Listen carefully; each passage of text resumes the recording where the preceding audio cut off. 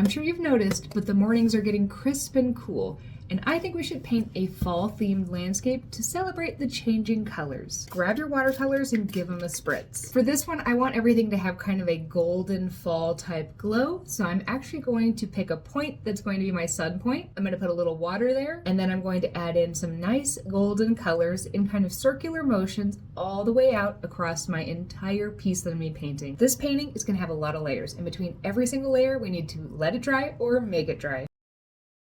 Then I want you to mix up a grayish purple color, a light one. Then we're going to fill our brush with this, and we're going to make a squiggly stroke to make a layer of mountains.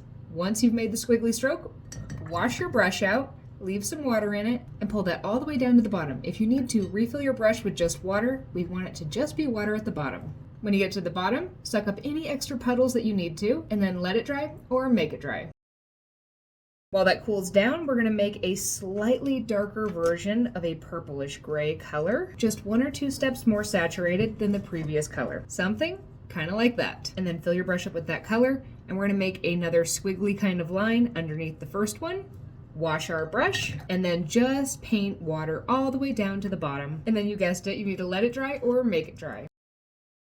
You can make as many layers of mountains as you want to. I'm going to stop at 3, but just remember between each one, you're going to darken it a little bit, and then we're going to repeat the same steps of making the squiggly line, then taking water, washing it all the way down, and then every single time you're going to want to let it dry or make it dry.